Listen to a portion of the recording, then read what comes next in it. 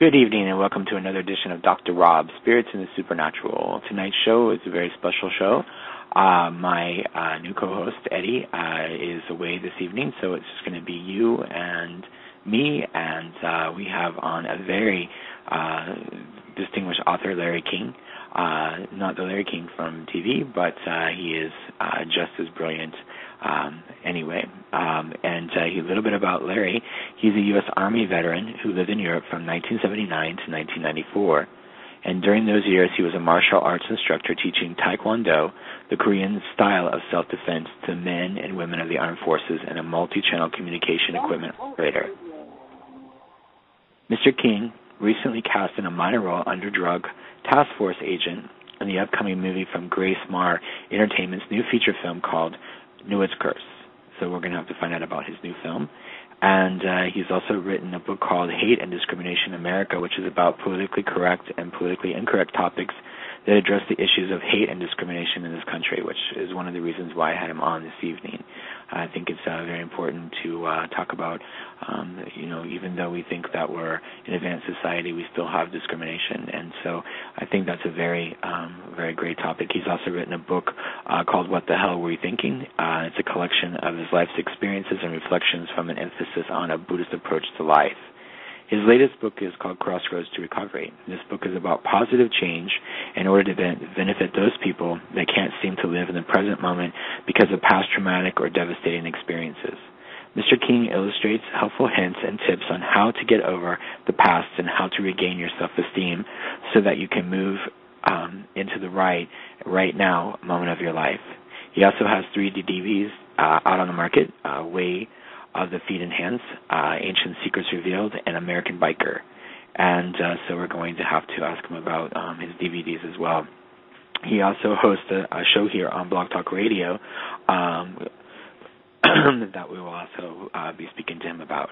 I know he was telling me in our pre-interview about some of the interviews that he's done on his new books, and so we'll also ask him about that this evening. So we will get to him now. Larry, are you with us? Hello, I am with you. Well, thank you so much for coming on the show this evening. I'm very honored that you were able to be with us at short notice. Thank you for having me on your show, and I'm glad I could be there on short notice. I was out of town and just got back and got your email, so yeah, we're doing it. Well, I was kind of, thinking about, my friend Eddie, his girl is going off into the Army. She's going to serve in Afghanistan. And you've also served in the Army. So, what's it like to be a veteran? Well, it's, I pride myself, having went through that. I did my tour and got out, if you will, got an honorable discharge and things. And I was stationed over in Europe and, did quite a bit of traveling under the NATO involvement over there. And the wonderful thing about Europe is, you can take in 30 minutes you're in France or somewhere. It's amazing. You can visit all kinds of countries and things. And so, yeah, it just all depends on, where you're stationed and, what's going on. What do you think about the current affairs that are going on? Like Eddie's girl's going off into Afghanistan. What's your opinion about that conflict that's going on? Well, I think, to be honest, freedom is not free, and, this is the land of free and the home of the brave. And, there's several kinds of freedom. There's a freedom to pick and choose. There's, freedom is another word for nothing left to lose. And, the home of the free and the land of the brave. And so, yeah, any conflict, war-wise, for me is kind of pointless and meaningless.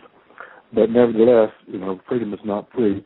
And so I hope they do well and succeed and, not get involved in too many conflicts and can come home safely.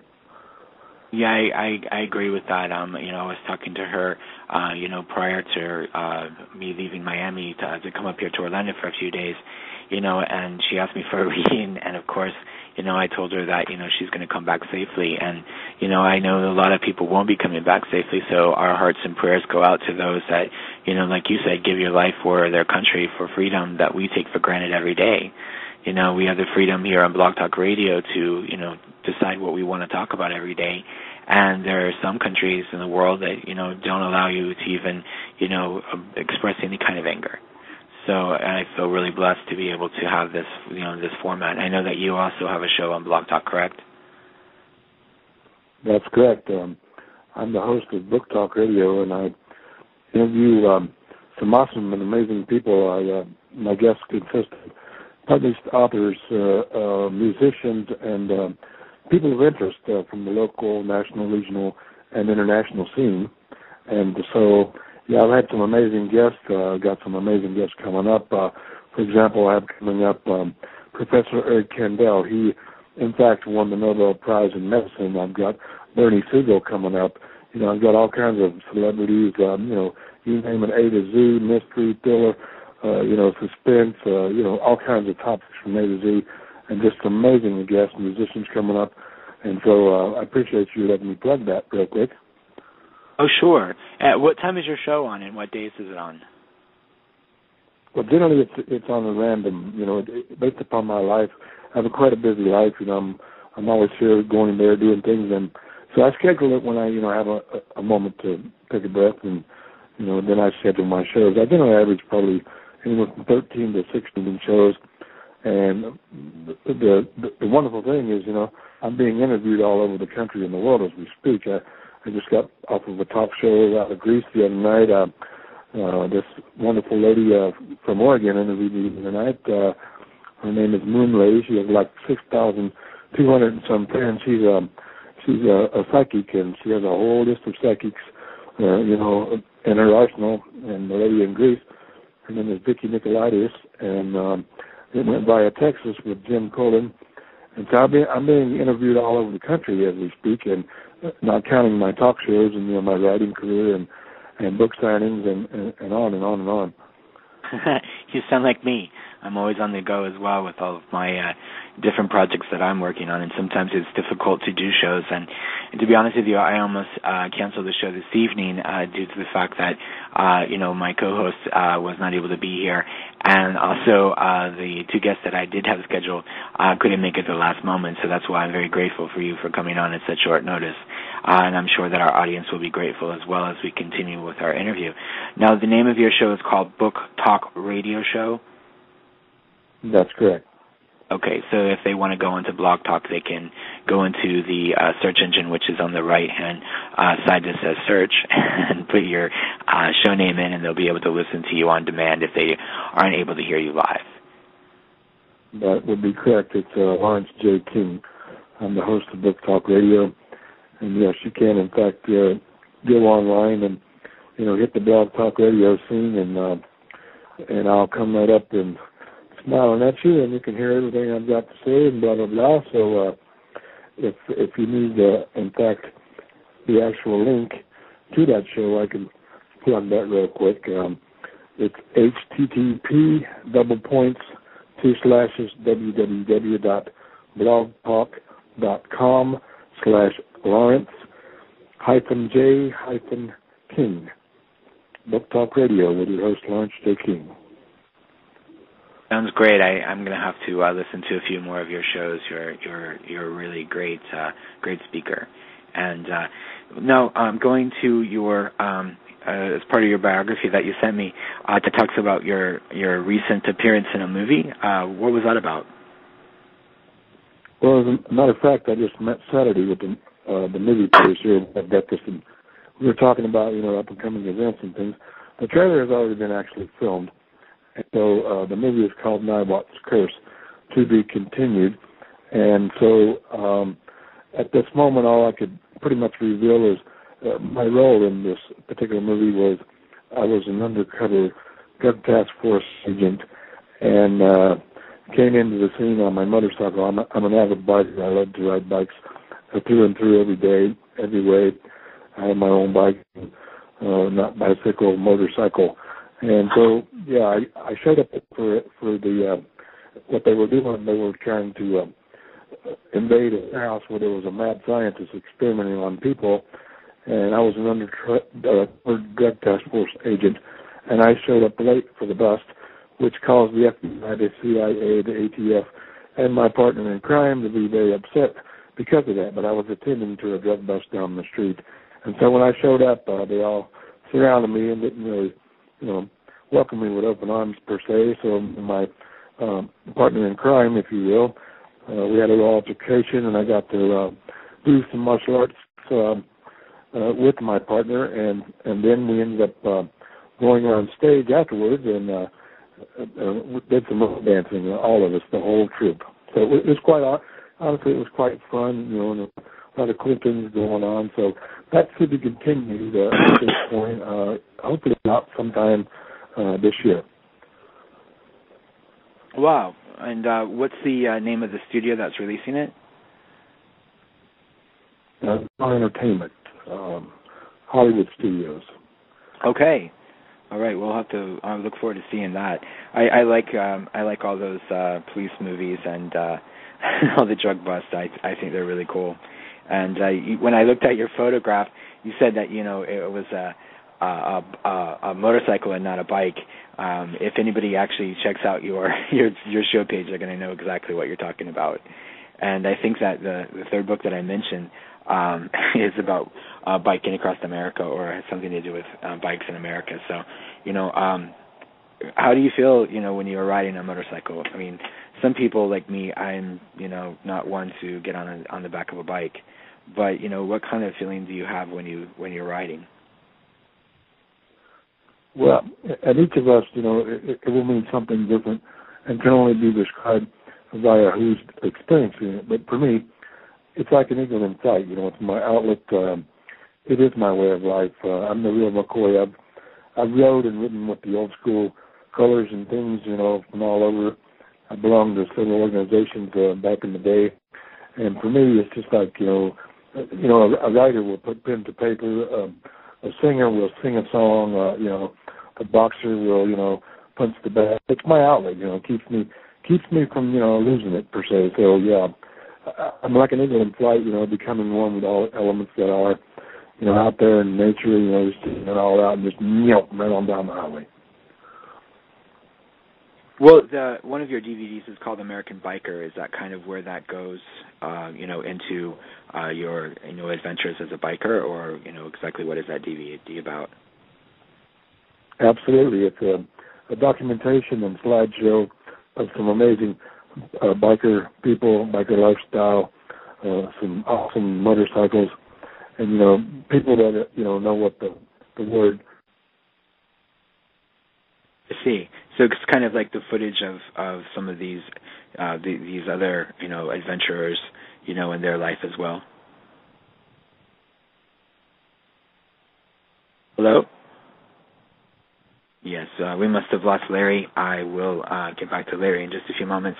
He's been a very fascinating guest. I want to remind everyone that we are doing a challenge here, Dr. Rob at Spirits in the Supernatural. It's our 90-day Visalis challenge, and we are going to have on later in the week a friend of mine who actually introduced me into the challenge, and so we have that to look forward to later in the week. Hello, Larry, are you with us?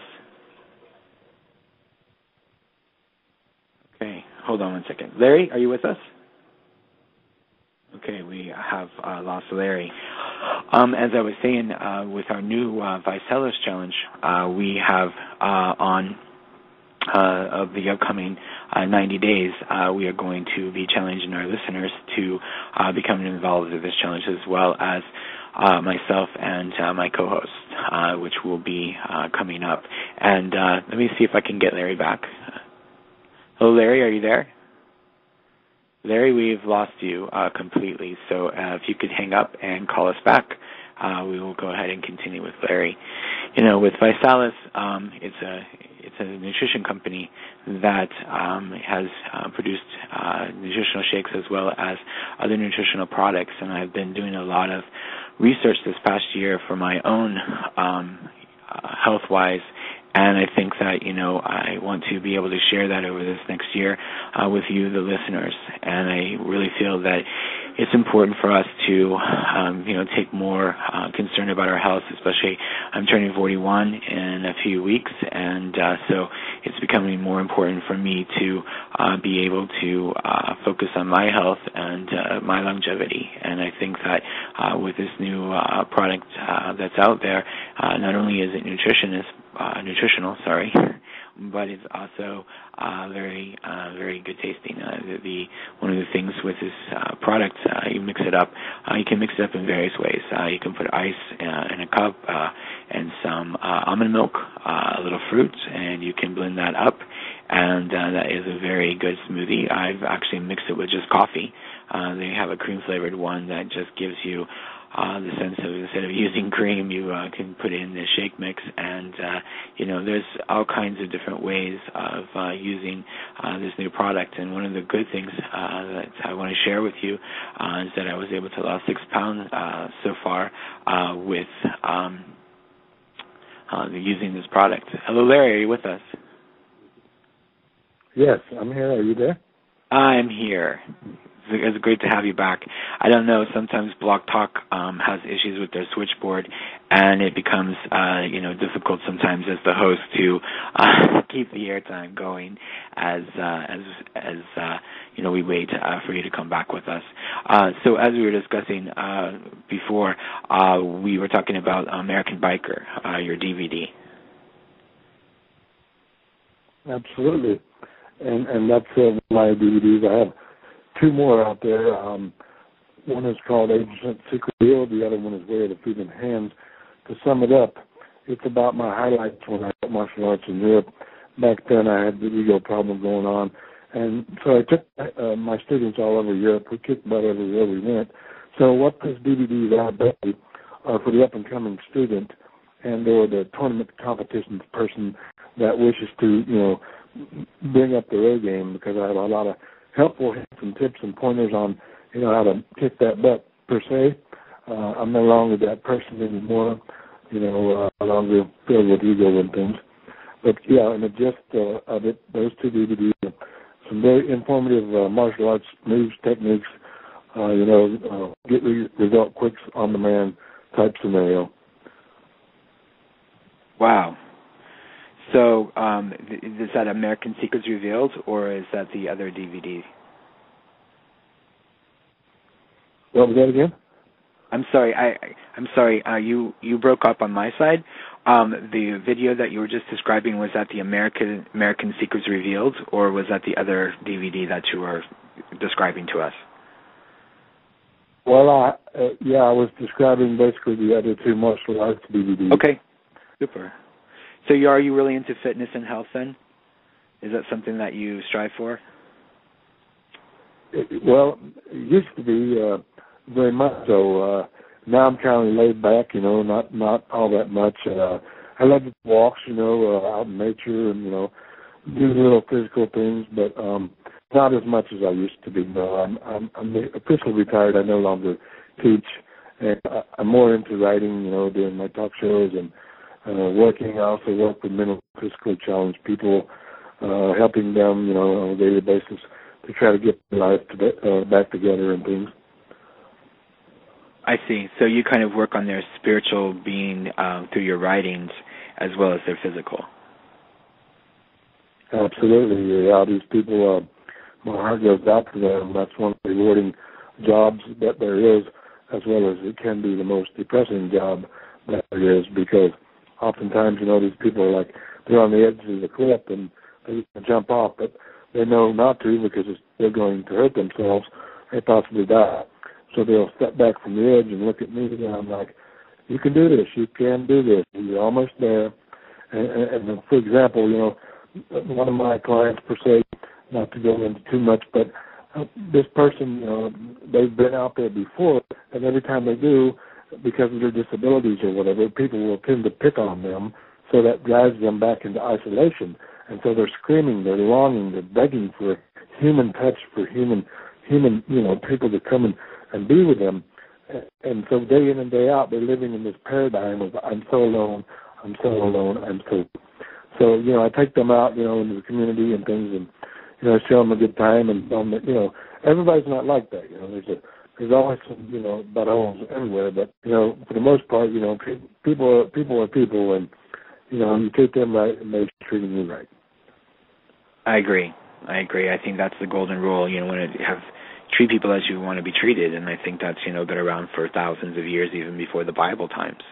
It's the concept that's the golden rule for a reason. In the Buddhist society, I'm sure it's in the same mindset. They always try to do what others wouldn't do, and I think it's a very good philosophy on life. I know that you said that in one of your books is about the Buddhist philosophy. Can you tell us a bit about that and the name of it? Yeah, it's called What the Hell Were You Thinking? Catchy title, by the way. And, it's Buddhist reflections on parts of my life, and things. And, Buddhism is like, for me at least, it doesn't work for everybody, that's a given. But, it was like, for me, it was like coming home. It's the science of the mind, basically. It's yourself. Doing to others as you would have them do unto you, and Christ-like qualities. I see.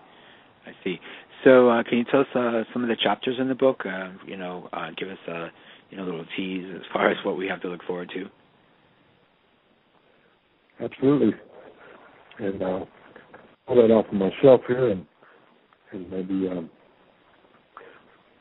delve into it and read a passage or two out of it if you'd like. That'd be awesome. I've got 3 books on the market, as you said, and let me get to this. And now we can find those at Barnes and Noble and Amazon.com and some of the other popular bookstores. But you actually have a website.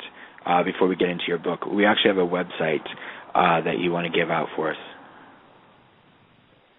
Well, to get my books and a personalized autograph, if you choose, and the best deal possible, I must add, you can contact me at DEFK_357@com and/or King, KING .Lawrence, LARENCE, King, KING .Lawrence, LAWRENC, 890@gmail.com. And, okay. Of course, the books are at Barnes & Noble, they're Amazon.com, they're Smashwords, ebook reader store. They're basically all over. You can go to the bookstore and have them, order your copy. The titles are What the Hell Were You Thinking? Crossroads to Recovery, and Hate and Discrimination in America by Lawrence J. King. Well, I think one of the advantages of ordering from your website is I don't have to wait in line to see you. I've been to book signings that, it takes 2 or 3 hours to get up to the author, and they say, what's your name? And they write best wishes, or they give you, the, generic, signature, and you waited all that time, and, it's like 2 seconds with them. So, at least, if they order from you directly, they don't have to spend that 2 or 3 hours, in line waiting to get to see you, I'm sure. Absolutely, and there'll be more than just my name. I take a personal pride in addressing each and every person at my book signings as well as from abroad. There will be some, some little tidbits in there, and, once you order the book, then you'll see it's not just a generic, best wishes. That's not, I don't do that stuff. Exactly. I mean, sometimes I feel bad. I'm at some of my autograph signings in some of the cities, and some people have been waiting in line 4 or 5 hours, and I can only spend 2 seconds with them or 3 seconds with them because there's so many people waiting. And, it breaks my heart sometimes because the people, want to tell me their life story, or they want to, get to know me, and, it's difficult sometimes, and I think that's why I like doing the radio in the evenings, aside from my other projects, because then I really get to talk to the people. I get to spend time, and, when you have a consultation with me, it's 15 minutes long, and 15 minutes is a lot of time, when you're getting a lot of information, but at the same time, I wish I had an hour to spend with every person, and I think that you probably have the same feeling sometimes when you go to those Barnes & Noble signings or some of the other signings you've been to. Absolutely, and I try to make time for everyone. Take a little snapshot with them, and put the personal touch in there because, and a lot of people, they'll come to your book signings, I'm sure, familiar with this equation also. They don't want to buy a book, they just want to pick your brain on how you actually work. So that's always a lot of fun. Right. Well, that's why you have a good manager to stand behind you and say, sorry, you have to buy a book, so you're not the bad guy. I tell my management team, I'm like, look, some people are going to get extra time and you're not going to rush me and you're not going to make me feel bad about it. I know we have a lot of people to see and I know you're in a hurry, but, these people wait a long time and I can't let them down. And I'm sure you feel, from what you've described to me, you feel the same way about that.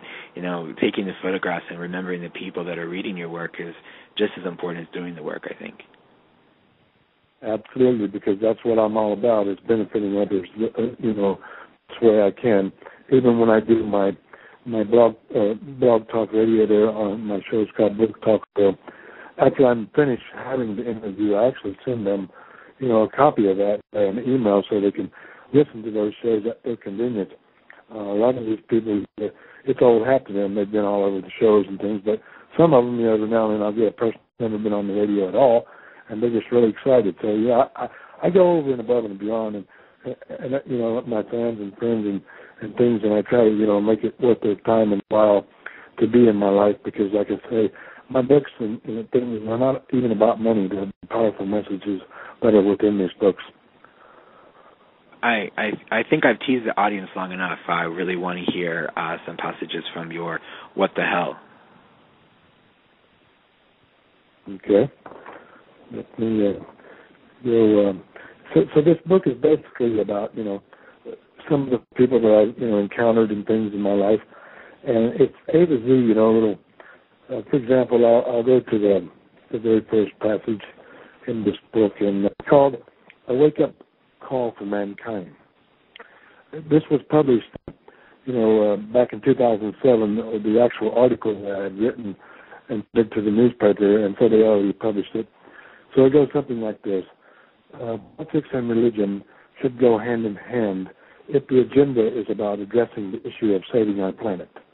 Buddha, Great Spirit, God, Allah, Christian Yahweh, or whomever you choose to call your higher power, states clearly, do unto others as you would have them do unto you, and love thy neighbor as thyself. Our government needs to get its priorities straight, from the president all the way down to our senators and congressmen.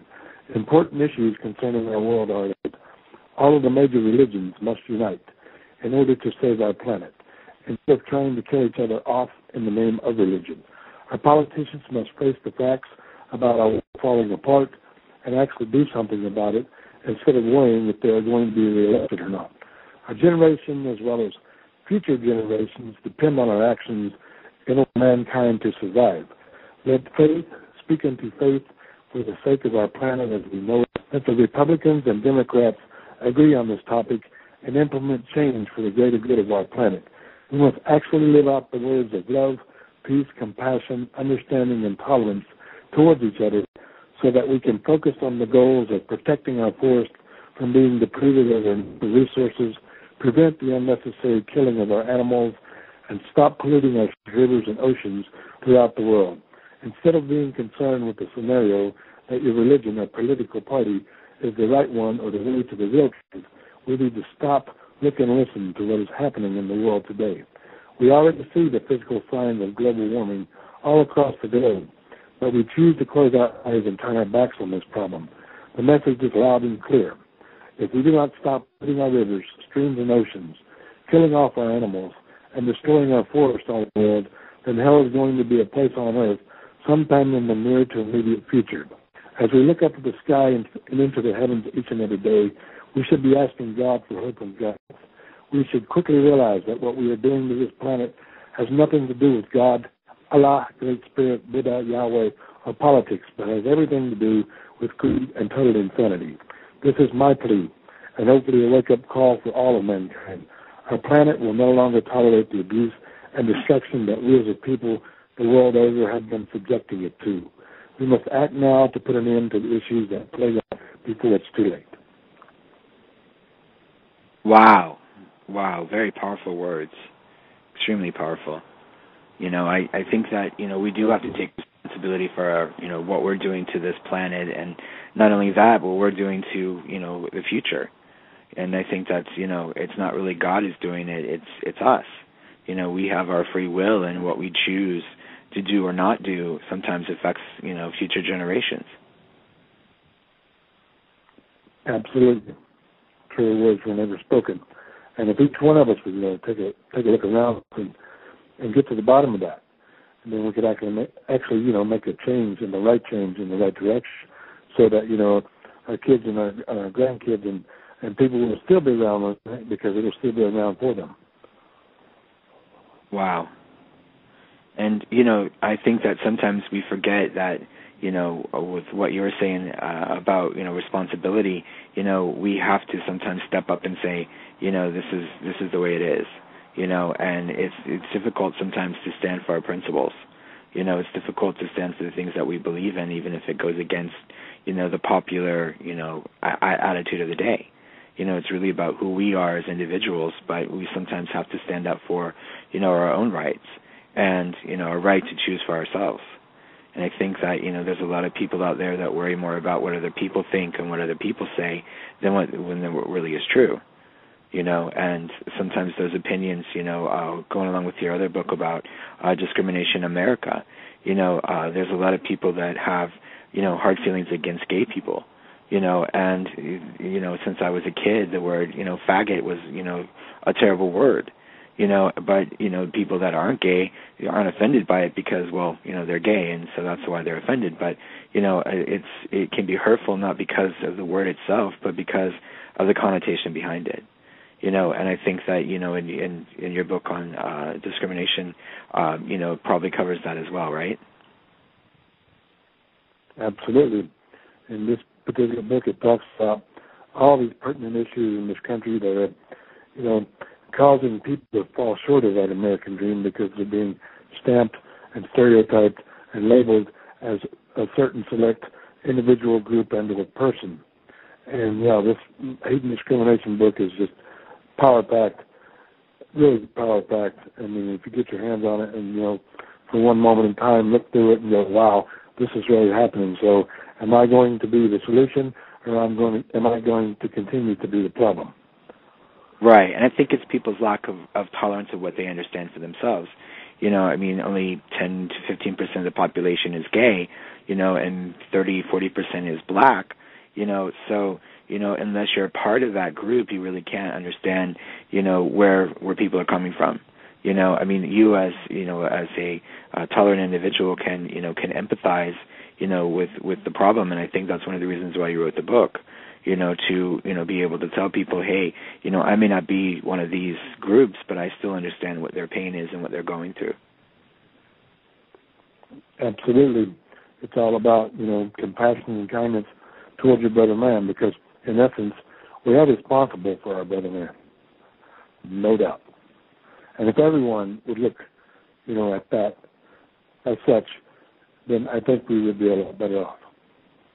Well, I really appreciate you saying that because, I have, experienced discrimination in my own life in various stages of my life. Not so much now. I'm sure that, I don't associate myself with people that would discriminate, against me for whatever reason. Being psychic, has, negative connotations because of the con artists out there.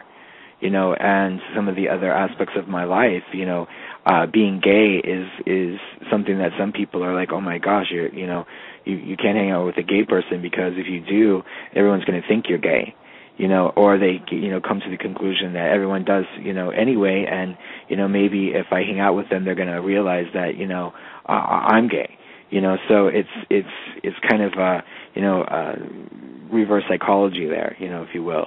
And I think that, people that, write books like you have, that can, be more mainstream and be looked at as, hey, he may not be part of that group, but yet, it's an understanding that, it's more than just, minorities.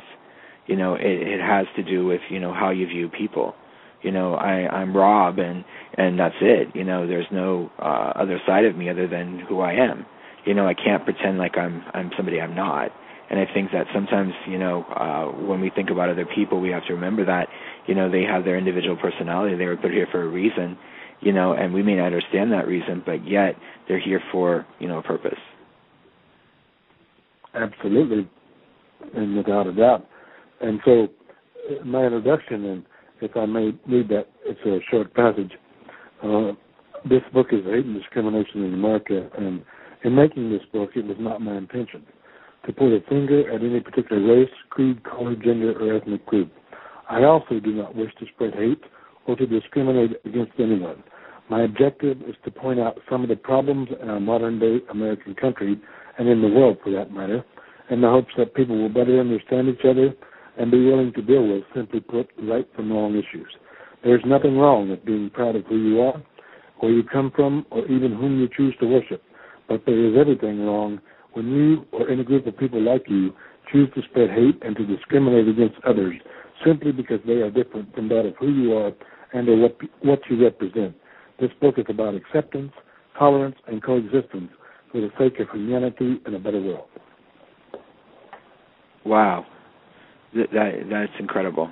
I think that with what you have in front of you, it's an amazing book. I really recommend it to our listeners to if you aren't a part of a minority group or you are a part of a minority group, I think it would help to be able to look at all people. All people are the same. We all have a spirit that's inside of us that is a part of everyone else's. Going along with the word namaste, the God in me bows to the God in you. And I think if people took more heed to that creed, this world would be a much better place. Realizing that everyone and everything is a part of God and everything has a spirit, is the first step, I think. Don't you agree? Absolutely. I agree 100%. In essence, it's, like I say, this book is full of, amazing topics. Ex-convicts are being just totally terrorized these days. They can't get a break. They can't get a job. We have senior citizens, they're losing their homes, for lack of being able to pay taxes. I mean, this book is just full of all kinds of some amazing things, and it's like you said, we all bleed red. It does not matter. And in reference to, trying to gain employment or whatever, it shouldn't matter, period. What your race, your creed, your color is, it shouldn't matter what your qualifications are, and that's my case on that. But people don't look at that way. They try to get into whatever you are or what you're about, and then they're like, oh, no, we don't think we want this here. That's what's wrong. Right. I mean, they see somebody who may not look exactly like them or speak exactly like them and, have issues. I mean, Adrian used to tell me that he's from the South, and when he lived in Alaska, they had a lot of people wouldn't hire him because he had a Southern accent, because they thought everybody from the South was stupid.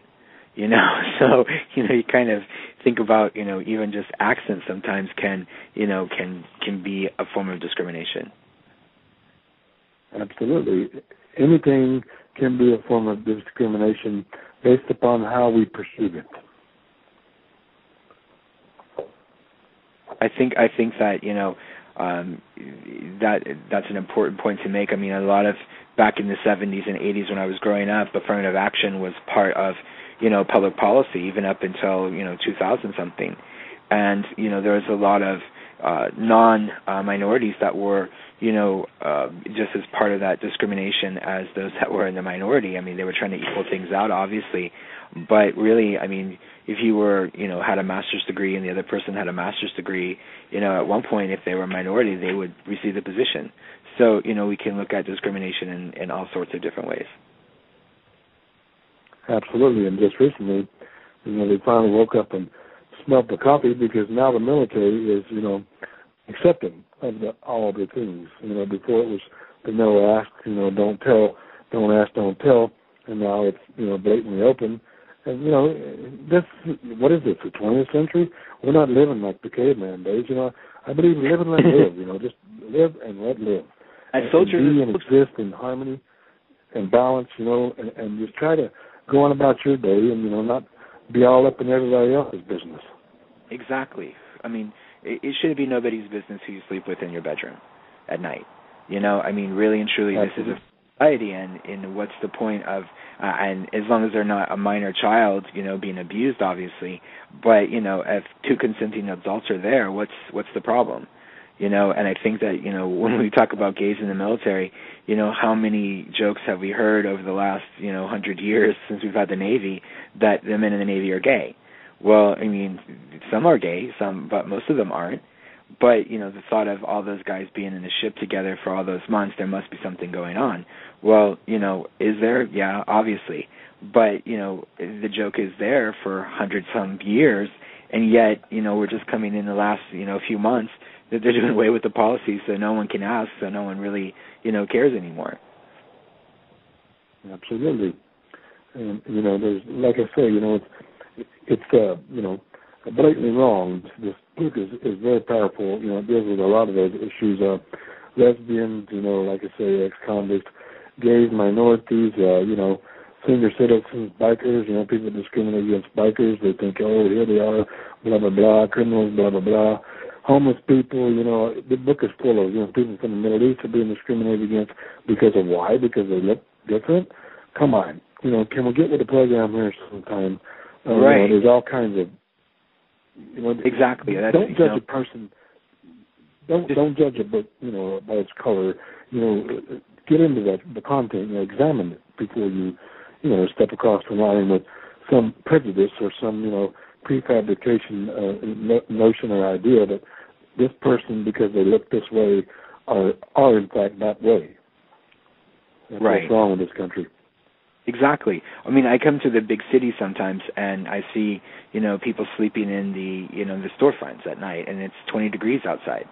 And, they're really covered up, and some of them are covered up, but, and the people just walk by like they're not even there. Or, in Miami, it's a little bit warmer climate, but there's a lot of homeless population because it's warm. One of the buildings I used to live in on South Beach, at night, the homeless people would climb under the boardwalk to sleep. They would, pull, the beach chairs up, and, they would make a little campsite there. But they would wait until after security left, and, it was late, and, it was really sad to me every day to see that. I finally moved from the building, even though it was, oceanfront view and the view of the swimming pool, and, had the best view. Just looking at that every day was not worth the view. Let's just put it that way. And I've always tried to volunteer when I can. I don't give homeless people money because I buy them food or I get them a place to stay or something, of that nature, because we just don't know, where our money's going to go. But if we, make an effort sometimes, it's appreciated, I'm sure. Absolutely, yes. I give when I can, and so. Yeah, I know what it's like. I was homeless myself, and so I've been there, done that. Got the T-shirt in so many places, been shot at and missed, and shit at and hit, if you will. And so I know what life's all about. I've lived for probably 50 people, and homeless people, in essence, they're trying to get their life back together. Sure, there's 25% of those people that just want to ride the system, and try to collect the check on the taxpayers' behalf, but for the most part, these people are hurt in a big-time way. They've lost their home, some major medical expense that they couldn't keep up with, divorce or whatever. That's sets the course for my crossroads to recovery, but it's about people that can't snap back because they're so devastated, they're so stuck in that paradigm that they can't move forward because, they're just every day is woe is me, and how are we going to do this? I agree. And, we know that, a certain percentage of the population of the homeless are mentally ill as well. And mental illness in this country, I think, is one of the greatest things that's discriminated against. There's a lot of people on medication, and there's some people that need medication but don't take it, or they take it sporadically and they can't stay balanced because of their lack, but we can't judge them. We just have to deal with them as a member of society. I remember one time I was riding the public transportation system in L.A. because I don't know if you've been to L.A., but the traffic there is horrible. Where I used to live on the west side, to get to the beach was 7 miles, but it could be a 2-hour drive depending on, the traffic. And there was a man in the back, and I thought he was talking on one of those, Bluetooth phones. and he was actually talking to himself, and he was looking in the window, and he was telling himself how he was going to kill himself when he got home and do all these horrible things to himself. And I found myself kind of laughing at first, and then I was like, what am I laughing at? This is really sad. This is really, a very mentally ill individual who really needs help but won't get help or can't get help, one of the two. And I think that, in the healthcare system and that we have here in America, and some of our audience members are outside of America, there's a lot of benefits to it, of course, because it's state-of-the-art, but at the same time, if you don't have the money, you don't get that treatment. Absolutely. Me living in Europe for 14 years, I got to experience, both sides of the fence, if you will. Germany, for example, they have an awesome system that takes care of each and every one of their people, guaranteed. Socialized medicine, if you will. A lot of people are against that. But, why be against something that's going to benefit the greater good of this country? That's what I'm saying. The old saying goes, you have to make a stand for something or you'll fall for anything. And I'm all about that, too. Right is right and wrong is wrong if you label something. But if you're open to an open discussion about it, then it could turn into nothing but right. Right, exactly. And you were talking about the German healthcare system. I lived in Germany as a student back in the 80s. And, one of the things that I thought was great was the fact that if someone got sick, they just went to the doctor. And there's a lot of people that are concerned about, socialism coming to America with socialized medicine. But I really think we have to do something about the system, and it's time. It's time to take care of our grandparents. It's time to take care of those who can't take care of themselves, because that is why we're such a great country. We're supposed to be the guardians of the world, but we can't even guard our own people. Absolutely. And, I've seen a few choice articles in the various places. They've all been published and saying the same world. We jet off into the world being the world police, but we got issues, big-time issues in this country. We need to clean those up, and then we can go back to being the world police if we have to be. Right. Taking care of poverty, taking care of those people that are hungry. Unemployment is down 2%, but I read today that it was like at 12% nationwide. A lot of my audience members on my CBS radio spots are, from Houston, and that unemployment rate must be a lot higher, because I would say that 70% of the people who call in are unemployed. They're asking about work. They're asking about, when am I going to get a job? When am I going to, be able to support my family? I'm worried about losing my home, and this foreclosure issue here in Florida, especially, is just getting to be pandemic, throughout the whole state. There's some places in Miami that used to be $1 million condos that are now $110,000. Because of the foreclosure rate that's happened, and the banks sell, at these ridiculous prices, and these homeowners that are around them are, at $350,000 mortgages, and the guy next door is paying $110,000. So guess what? It drops even further. And I think that unless we step up as a nation and say, look, hey, we've got to help out our brothers, we've got to help out our sisters, this will just get worse. That everyone asks me when the economy is going to change. When are things going to change for us? Well, I think that we were going back to, a few segments ago, we were talking about, taking responsibility, and I think that's part of it, looking out for everyone's concern. Absolutely. That's the bottom line. This is still one of the greatest countries in the world, and if we took a bit from every country around the world and turned this into, the awesome thing that it could be, in fact, our problem is, we were raised as, I got mine, you get yours, and up yours. And that's the problem. And the solution at the same time. It used to be in my life there were problems, but now there are no problems. There are only solutions. There are no problems. There's only solutions to a situation. And I think, if we would all just, open our eyes just a little wider, look to the left or the right, instead of going straight ahead doing your thing, then you start to see all these things, and maybe, contact the local, congressmen or senators and things and say, you know what? It's time that we make a change here, and we need to make it happen. Our government currently, not to say anything, bashing about it, but it's not getting it for some reason, and I think the most reason is the Republicans and Democrats, they will not make a change for the greater good of the country. Instead, they're worried about, this party or that party. That's the problem, and the solution as well. If they would just stop and talk this out and decide, okay, this is not for me. This is, for the country. This is something that's going to benefit everyone. And then if they would do that, I think, we could turn this around real quick. If we just looked at each other as human beings and stopped labeling each other, even as you were saying with the government, we've got the Democratic Party who stands for this, we've got the Republicans who stand for that, and if one of their side decides to go central in the median, then they're outcast by both sides. They're liberals. They on either side. You understand what I mean? It's kind of like, if we need this, system in order for us to stay free and in order for us to stay democratic, but at the same time there has to be the point where we're all Americans and we're all supposed to be looking out for each other, and it doesn't matter what I believe, it's what's good for the people. And I think that sometimes they'd rather, stand on their political, platforms than they will, taking care of the people. They forget the people that put them into power. Absolutely. Like I said before, this is still one of the greatest countries in the world. You can go from dishwasher to millionaire if you apply yourself accordingly. But unfortunately, these discrimination issues and things that are going on in this country, it's causing people to fall short of that American dream, and that's what needs to stop.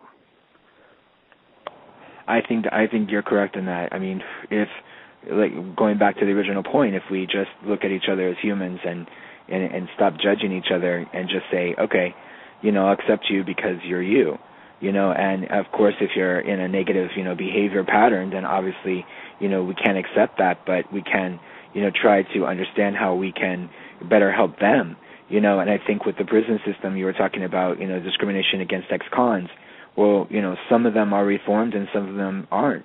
So I think you have to look at the individual case and the individual situation and say, how has that person changed? Are they the same person, or are they actually made reform in their life? And, I think that would be a good way to, stop discrimination, because if you're bad, obviously, you need to be, not part of society, but if you've learned your lesson and you made a mistake, and, there's a lot of people out there with records, criminal records, that made one mistake because they were young or they were in the wrong place at the wrong time, but they're still labeled the same, and I'm not saying that, that we should just forget about what they did, but at the same time we have to look beyond that and say, everyone's human, everyone makes mistakes, and what makes my mistake any worse than yours? Absolutely, because in fact, there's also a lot of innocent people in prison, as well as the people that, have paid their debt to society. They come out, they're destined to return back to prison, because if they have no people, no hope, no jobs, no money, it's just a vicious cycle. So they're either set up for bogus crimes and or they're forced to go back to prison because no one will let them in the door. They can't get a place to stay. They can't get a job. So there's that cycle once again, no matter how hard they try. And that is the problem and the solution. If we look at this, accordingly, we need to stop hating and discriminating against ex-convicts so they can, be productive members of society again, because, they're paying taxes too. They're helping the economy along.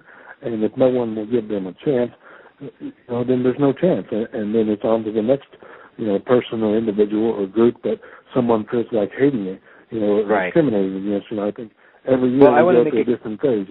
Clear at this point that, I'm talking about, normal criminals, not ones who've committed crimes against individuals such as murder or, rape or, those types of crimes. Not necessarily, would I classify them in the same as, someone who, was involved in a drug deal or something like that, because I think that with the sexual predators that we have out there, in the world, they don't become reformed. And I think that's the point that we should make here, is that, you have to show change.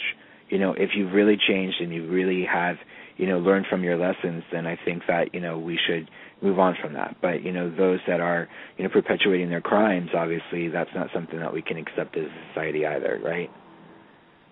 Absolutely, and unfortunately that is still the case. There's oftentimes, people, they come out of prison and things, and they do it over again, and that's what gives it a bad name and a bad hair day. for the person that, has learned their lesson and is out there, try and, put the best foot forward. And so they're all judged by that one cliche, that one label, oh, yeah, right, you're going to do this again, we know you are, just a matter of time. And that's what needs to stop, on a case-by-case basis. Look at an individual for what they're doing, let them move forward, and get to that American dream. Right, exactly. And I think that, with everyone, it should be a case-by-case basis. There's a lot of people in the South that are prejudiced against black people because of them being poor. They weren't, their ancestors weren't given the same opportunities as, they were, and therefore their educational level may not be the same, or their speech pattern may not be the same, or their living standards may not be the same. But you have to think about, where they came from, where their background's from, what's their family history. And I think that's important too. Absolutely. All things must be taken into consideration, but, this is like the 20th century, and nowadays there are no excuses. You want education, go get it. If you want education, go get it. You can work, and you can make it happen, pretty much. So, we're all in one big melting pot in this country, and it doesn't matter. We all bleed red. It doesn't matter, your color, your creed, your race, your gender. It's a humanity issue. It's love, compassion, tolerance for a brother man, because as I said before, we are responsible for our brother man. And if everyone looked at that as such, this nation would be a whole lot better off than it is right now. Well, Larry, I want to thank you again for coming on the show this evening, and I hope that our listeners will go onto your website. Can you give it to us again, just for those that are just tuning in? As far as the Book Talk radio show goes? Yes, and also you can actually get these books that we've been discussing this evening. Absolutely. You can go on. You can send me a quick email to desk_357@yahoo.com and or king.lawrence@gmail.com for a personalized autograph from me, guaranteed. As well, you can go to Amazon, Barnes & Noble, Smashwords, eBook Reader Store. Exlibris Corporation is the publishing company. The book numbers are 77232, 85116, 85109, Hate and Discrimination in America, What Were You Thinking, and Crossroads to Recovery by Lawrence J. King. Wow. Okay. So I'm sure that our listeners will have to play this back in their browser to get all that information. But you have been a great guest. And how's the weather in Colorado? We seem to always ask about the weather. Well, we finally are starting to get a winter. We haven't had one, and now it's coming in, and it is beautiful. I love it. It's awesome. I used to live in Utah, and I used to look forward to the snow until about this time of the year, and then I was like, okay, when's spring coming? I'm done with the snow. We used to get 200 inches of snow every year. I lived on the side of a mountain. And where do you live in Colorado? What area? In the outside of Denver area. Okay. About 10 miles outside of Denver, and I live in the mountains in a cabin. It is to die for this time of year. It snows everywhere. Everything is all calm and quiet. It's peaceful, and got the little fire going and things. It's just, oh yeah. Awesome. Well, once again, Larry, thank you again for coming on the show this evening. We've had a great time with you. I know that our listeners have, and we look forward to having you again when you have some more material for us. So once again, thank you for tuning in to Dr. Rob, Spirits in the Supernatural, and we will have on several co-hosts throughout the next coming weeks, and so we look forward to hearing from them and their points of view, as well as some very special guests. So, as always, have a great night, great morning, great afternoon, whatever time of the day that you're listening to us, and peace. All right, thank you so much for having me on your show, Dr. Rob. I really appreciate that. No, thank you. Have a great night. You too, thank you.